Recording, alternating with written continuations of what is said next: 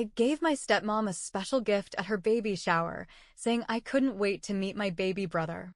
She smirked and said, "You're not part of this family, you never were." Everyone laughed until I told them what was hidden in the gift. Now she's calling nonstop, but I'm not picking up.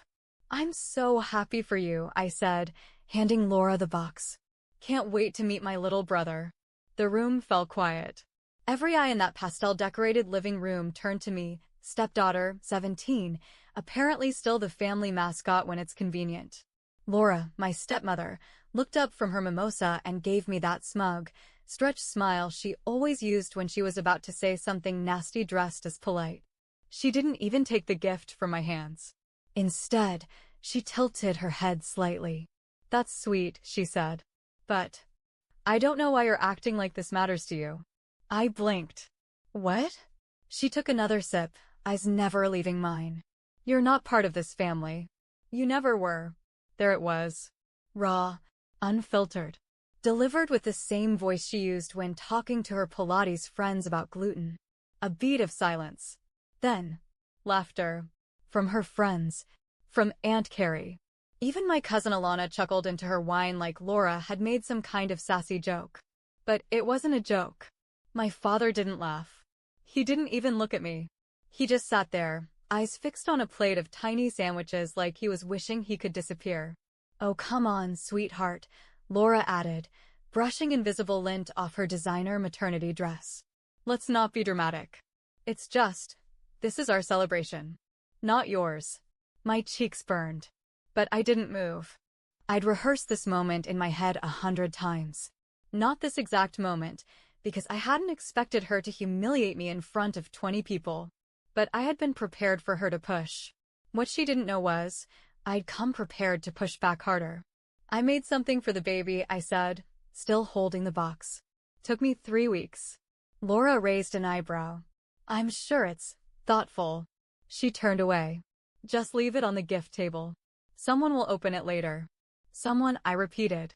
She didn't even flinch. I walked over to the table, placed the box right in the middle between the diaper cake and a framed sonogram, then turned back toward her. "It has a surprise inside." She glanced at me over her shoulder. "Oh, what is it?" "A sad poem about how hard it is to be a stepdaughter." More giggles from her friends. I smiled. "No," I said. "Just the truth." The temperature in the room dropped. "What truth?" she asked, laughing, but her voice shook ever so slightly. "Go on," I said. "Open it." Laura narrowed her eyes, but the smug was fading. She walked over slowly, peeled off the ribbon, and lifted the lid. At first, she didn't react. She pulled out the envelope, opened it, and then everything stopped. Her expression dropped, like someone had yanked the mask off her face in front of everyone. Her hands trembled. "What is this?" she whispered. My father stood up suddenly. "Laura? What's wrong?" Laura swallowed. These aren't real. This isn't." Hospital records. Lab results. Dates. Timeline of appointments. I met her eyes. "And a paternity test. See the name?" My voice was flat even. Dead calm. Not my dad's name. Dead silence. No one moved. Not even the baby kicked, I swear. "Laura," my dad asked again, voice sharper. She didn't answer. I stepped toward the door. "I may not be part of this family," I said, "but I'm absolutely sure not the one lying to it." And then I walked out. Calm. Steady. Like I hadn't just blown up a woman's entire fake perfect life. You probably think that was dramatic. That I came to my stepmom's baby shower with some kind of evil plan to ruin the party. Wrong. I came with the truth. And if the truth happens to ruin her party, maybe it wasn't much of a family to begin with. Let me rewind a bit. My mom died when I was 9. Car accident. One of those wrong place, wrong time stories you read in the paper. It wrecked my dad. I mean, he acted wrecked. For about 6 months. Then he met Laura. Laura was everything my mom wasn't. Where my mom was warm and chaotic and kind, Laura was cold, composed, and fake nice. My mom wore sweats to grocery stores. Laura wore lipstick to vacuum. Within a year, they were married. I was 10. And just like that, I became the extra. The shadow. The walking, talking reminder that my dad had a life before Laura, and that Laura wasn't the first. She hated that. I tried to play nice at first. I really did. I called her Laura, not Mom, because she told me it made her uncomfortable. She made that clear on day one. She also made it clear I wasn't allowed to put my school drawings on the fridge, or keep toys in the living room, or interrupt her yoga time. By the time I was 12, I'd stopped asking for anything. And my dad? He just drifted more and more into her. If she sighed, he asked what was wrong. If I spoke, he asked if I could lower my voice. He used to make pancakes with smiley faces. By the time I was 13, I was eating dry cereal alone while they posted matching selfies at brunch. But I survived. I got good grades. I worked part-time jobs. I kept my head down. And Laura? She got everything. Vacations. Spa days. New SUV every 2 years. My dad even remodeled the kitchen because the countertops didn't inspire her. I was invisible in my own home. Until, of course, Laura got pregnant. That changed everything. Suddenly there were balloons in the hallway, baby name lists on the fridge, ultrasound photos taped to the mirror in the entryway. And me? Oh, can you keep it down? She's napping. Don't leave your homework on the kitchen table. It's baby shower planning space now. Why don't you go stay with a friend this weekend? We're doing the gender reveal. Like I was some stray they were trying to politely evict. It was during one of those nights, eating dinner alone in my room, again, that I noticed something weird. Laura's prenatal appointment schedule, printed out and left on the kitchen counter. I glanced at it without thinking. Except, the dates didn't line up. I'm good at math. Obscenely good. And I knew, down to the week, when they'd announced the pregnancy. Only the record said she was nearly 3 weeks further along than she should have been. Weird, right? I didn't say anything at first. I figured maybe I was wrong. Maybe she messed up the dates. But something didn't sit right. So I started watching. She was paranoid about her phone, always turning the screen face down, never letting my dad near it. One night, she left it charging in the kitchen. I know. I shouldn't have looked. But I did. And I found messages. Not many, she'd deleted most. But I found one from a number labeled Layla's husband that said, "We need to talk about the baby. You promised." That was all I needed. I started digging. I found receipts, clinic records, appointment confirmations. I even found a folder in the cloud my dad paid for where Laura had scanned her labs. Some were under a different name. Some were dated before she even pretended to know she was pregnant. She was hiding everything. That's when I decided I wasn't going to be quiet anymore. Because I was tired. Tired of being erased. Tired of my father choosing her silence over my existence. Tired of pretending like this woman was anything close to family. So I printed everything. Made copies. Organized the evidence. And then I wrapped it. Tucked it between baby socks and a handmade scrapbook I spent actual hours on, because despite it all, I thought maybe, my baby brother deserved to know someone gave a damn. The week before the shower, I told my dad I'd be attending. His response? Just don't make it about you. That stuck in my throat like broken glass. When I got to the party, Laura gave me a once-over like I was a piece of gum stuck to her rug. "You showed up," she said flatly. "I figured you'd be too busy." I smiled. Well, you know me. Always trying to impress the woman who calls me the leftover. She blinked. "Excuse me?" "Oh, don't worry." I read the texts. Her eyes went cold. That's when I knew she was scared. Good. The rest you know. The gift. The reveal. The silence that could have shattered glass. But what you don't know, the real aftermath hadn't even started yet. Because Laura may have looked stunned in that moment. But I knew the real storm was still coming. And I was ready for it. Laura didn't call that night. She didn't call the next morning either. But my dad did. 8 times. I didn't pick up. On the 9th, he left a voicemail. "We need to talk. Come home. Now." I didn't reply. 2 hours later, the garage door opened. Footsteps. Then my bedroom door slammed open like he still had the right. You need to explain yourself, he barked. I didn't even look up. No. You need to explain yourself. His nostrils flared. Why would you do that at her baby shower? In front of everyone. Because that's the only time she couldn't lie her way out of it, I snapped. And let's be real, you weren't going to confront her. She's pregnant, he shouted. You stressed her so bad she nearly fainted after you left. I stood up, calm, but shaking inside. You're mad I ruined the mood? I've been giving you money for bills since I was 16. Working after school, waiting tables until midnight, just so you and Laura could keep buying your organic groceries and scented candles. You think that's not stressful? He blinked. I kept going. You remember last month when the power got cut off? Who paid it? Me. The kid who skips lunch at school because you guys forgot to shop. That's not true, he said, but quieter now. It's exactly true, I hissed. I gave you everything I had. And all I got in return was silence. Or worse, her calling me a mistake while you stood there like a ghost. My dad looked stunned. Like he hadn't expected me to know how to punch back. And then Laura's voice came from the hall. Wow, she said. That was dramatic. She stepped in, arms folded over her belly, smug as ever. Always the victim, huh? I turned. Get out. She walked in closer. This is still my house. I laughed. Oh! Then maybe you should have paid the water bill last month yourself instead of asking me. Dad looked over at her. What? She said. He offered. I offered. I said, stunned.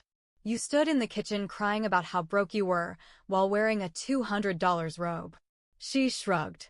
It's not my fault you have a savior complex. That was it. I walked over to my dresser, grabbed the second envelope, and threw it on the bed. She looked down at it. What is this? Second proof, I said. In case the first one wasn't enough. She opened it. Read the name on the second paternity lab. And froze. Stop, she said quickly. This is fake. Oh, really? I said.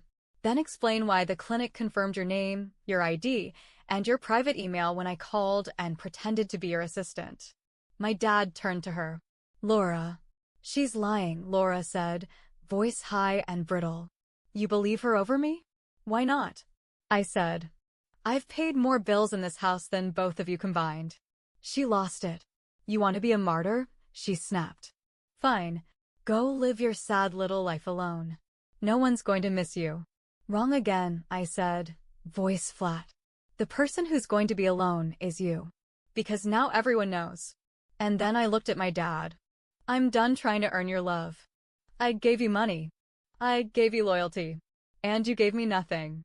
I didn't know it was that bad, he muttered. You didn't care enough to ask, I said. And now it's too late.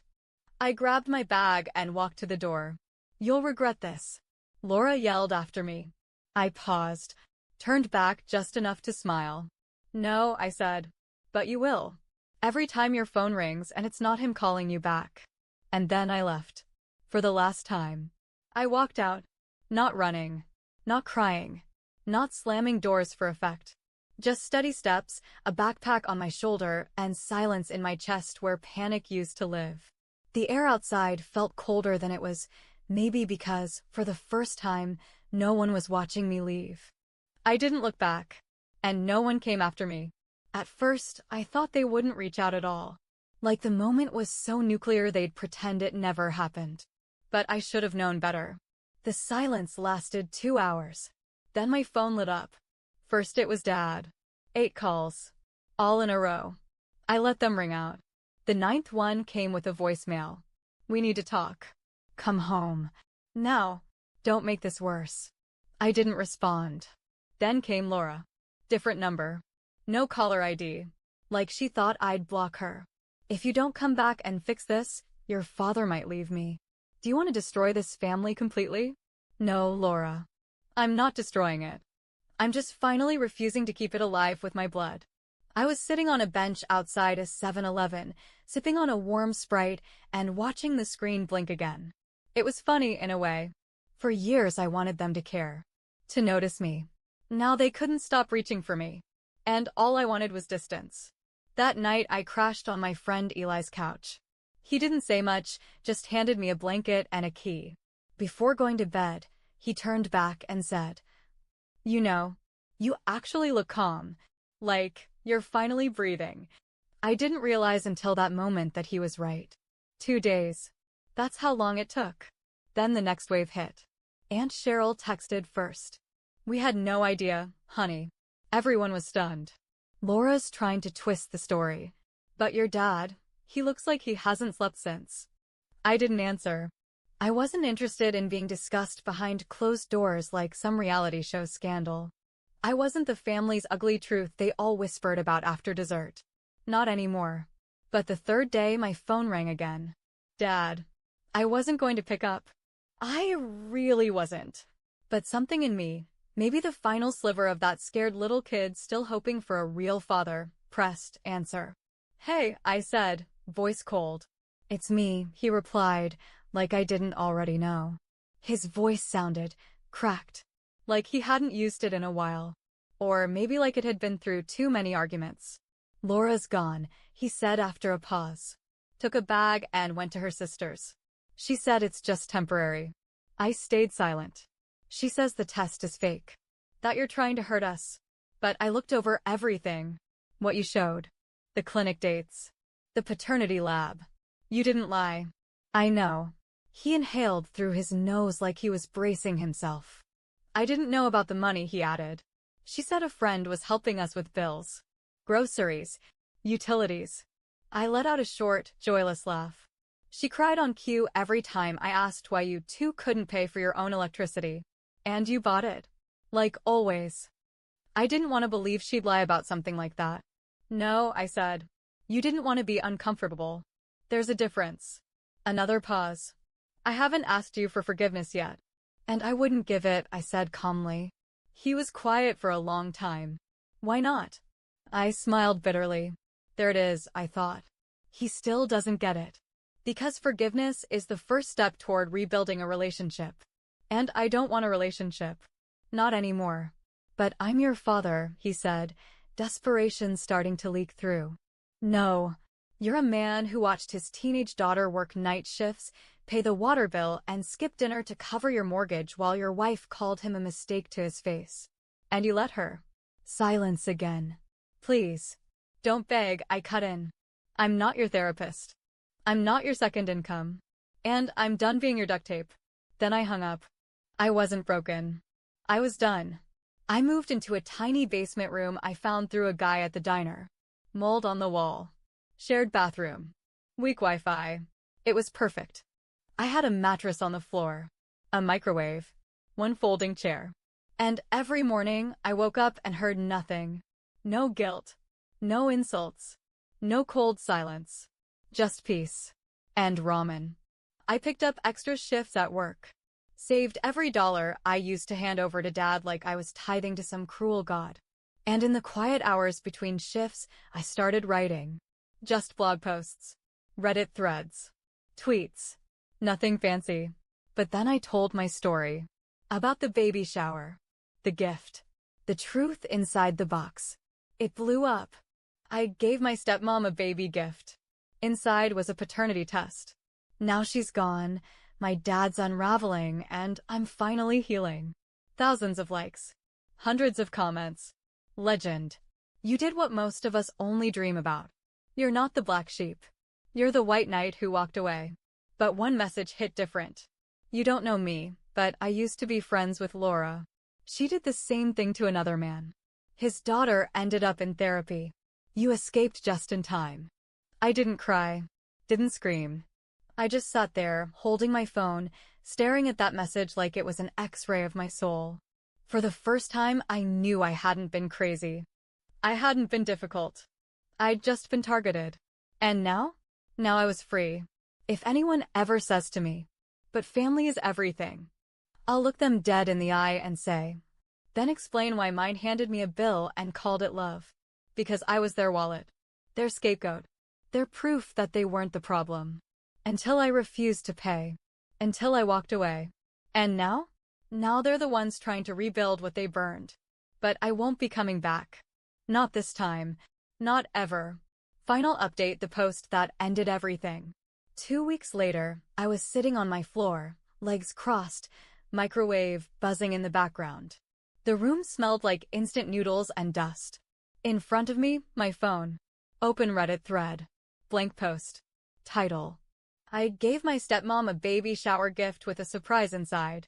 Now she's hiding, my dad won't stop calling, and I'm finally free. I stared at the screen. My fingers hovered over the keyboard.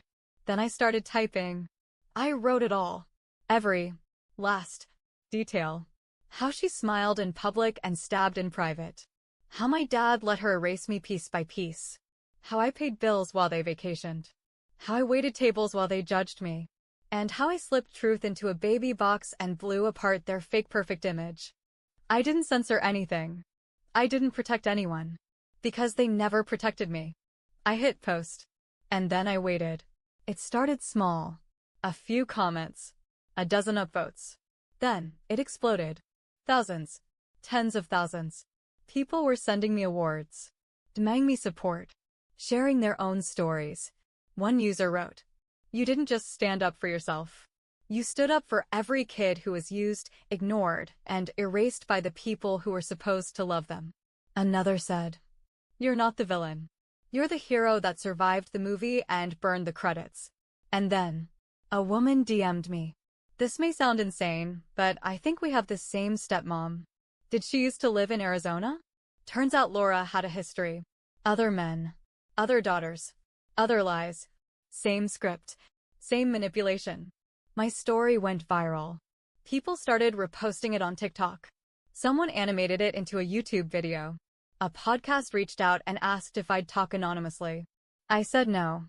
Not because I was afraid. Because I didn't need to say more. I'd already said everything. A few days later, Dad sent me one last message. "I read your post. I didn't realize you hated us that much." I didn't reply. Because it wasn't hate. It was truth. And truth doesn't knock before it enters. It breaks the door down without knocking. Sometimes people ask me, "Do you miss them?" No. I miss the idea of a family. Not the people who weaponized it. I don't miss holding my breath when I came home. I don't miss budgeting my paycheck around grown adults' laziness. I don't miss begging to be seen. Because now people see me. Not as the black sheep. Not as the poor kid with the attitude. Not as the problem. But as the one who told the truth. And walked away when no one else had the courage to. So no, I don't miss them. But sometimes I do think about that baby. The one that isn't my brother. And I wonder, will he grow up in the same lies? Will he one day find this post and realize who Laura really is? If he does, and he's reading this now. Kid, listen to me. You don't owe her anything. Not your money. Not your silence. Not your soul. Run sooner than I did. And when you do, don't look back. The end. Or, really, the beginning. Because the day I walked out wasn't the end of my family. It was the start of my life.